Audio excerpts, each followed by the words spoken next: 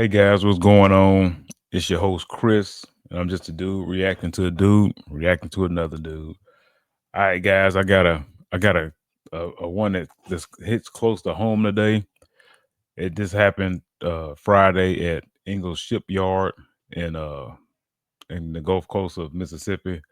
There was a shooting incident, and it just happened to be where I worked. And I'm just gonna start off and say that being in an active shooter incident is quite scary. Like you really don't know what's gonna happen. You don't know what's around the corner. Like I say, the place was locked down, so you can't go anywhere.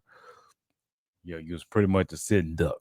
Like it's just you just waiting and praying. But anyway, so what we're gonna do, we're gonna go ahead and get into what went down.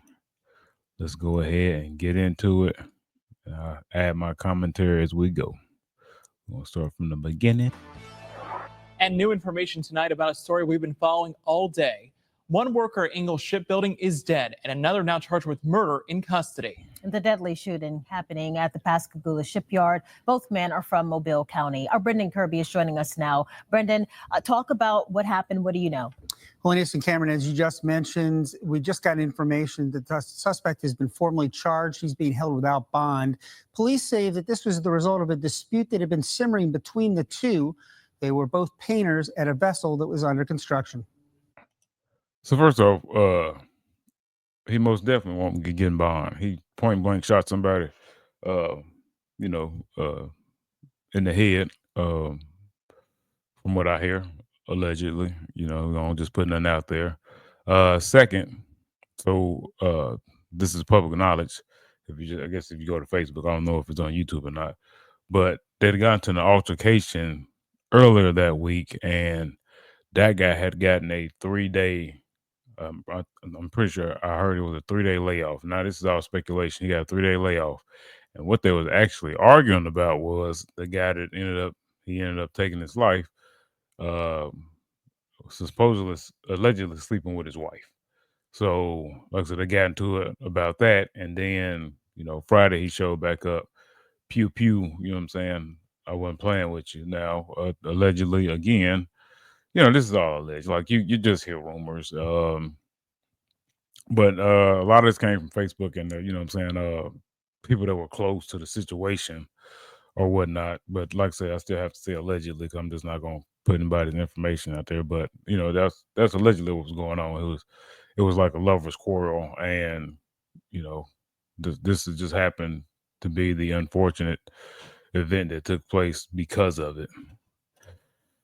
Chaos erupting Friday at Ingalls Shipbuilding as gunfire claimed the life of a worker at the sprawling shipyard in Pascagoula. Pascagoula Police Chief Terry Scott identifying the alleged shooter as Curtis James Jr., a 25-year-old from Mobile. He says Curtis fired at least twice at Taj Johnson, a 27-year-old Pritchard man who graduated from Viger High School in 2016 and played for the football team. Chief Scott says the two apparently knew each other and had argued earlier.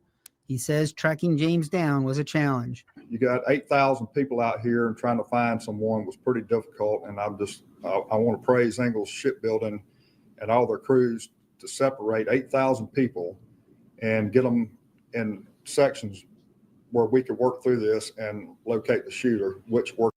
Now, yes, there is about 8,000 people at this shipyard. And this was my first. Like I've been there for like 13 years now, and this was my first time having like an incident like this, to where there was an active shooter incident to where you had to go. I had to go to the front of the shop because I work in the shop, and we just all out there just sitting like sitting ducks. Like it's, like you know what I'm saying? It was like we don't know what's going on. Like hopefully they'll come up with better protocols down the road, but. I don't know how much I can say. I don't need them to see this and be like, hey, you can't say that. You're fired. Worked out very great. Brian Blanchett, the president of Ingalls and executive vice president of parent company HII, says the company sent workers home for the rest of the day with pay. It's about the worst thing you can imagine to hear. We value every single one of our employees, and we go to great lengths to try and ensure their safety. And so, clearly this is not a day anybody I would want to wish on anyone. Word of Friday's shooting spread quickly in southern Mississippi, where Ingalls is a major employer. Samantha Gusky says her thoughts turned to her friend and uncle, who both work at Ingalls, as soon as her boyfriend texted her about the shooting reports. And I immediately got on my phone and messaged my uncle and our friend and was like, hey, are you okay? And the friend immediately responded back and said, yeah, I'm good. And my uncle wasn't responding. So I started to panic. So then I called his cell phone and he didn't answer. Gursky says she was relieved to find he was okay. Everybody was shaken up. They didn't know what was going on. There was lots of rumors flying. The suspect in this case, Curtis James Jr., has a minor arrest record in Mobile. He's been charged with reckless endangerment, third-degree reckless endangerment, and shooting into his mother's home. But all of those charges ultimately were dismissed. In the case involving his mother, court records show that she later said that he didn't do it and that it was a miscommunication. One big question from today's shooting is how someone managed to get a gun onto the tightly monitored facility. The chief says that's part of the investigation. So what I'm gonna say is this is also public knowledge that, you know, we do have badges that we use to go in, but also it's just a turnstile.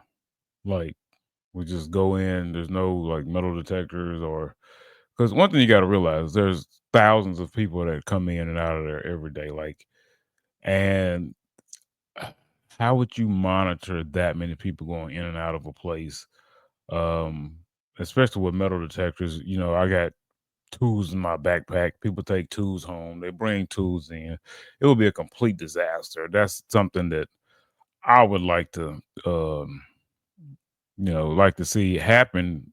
Is that I would like to see, tighter security, but at the same time, like, how do you do that? How do you pull that off? Y'all, if y'all got any ideas, let me know down in the comments below. But another, they didn't have to really bring up his track record. I'm telling y'all, once I heard, like when I was there and the rumors were going around that, somebody was, got hit in the head, I said, that's personal. I said, that was personal. Like and another thing I'm glad about too is that he wasn't one of those guys that was just going around trying to take everybody out. I think he went and got the person that he wanted, and that was it. Like I said, there was no more casualties. Unfortunately, the guy got, got murdered, but at the same time, I'm glad that there was no other, people hurt, and he didn't decide to just try to take everybody out, as many people as he could, and then take himself out. I'm kind of glad of that as well. But y'all let me know what y'all think in the comments. Y'all think this guy gonna do 20 years and get out, or y'all think he need to go to jail forever without parole?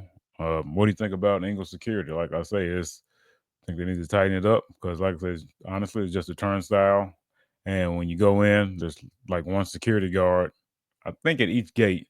And the only reason the security guard is there is to,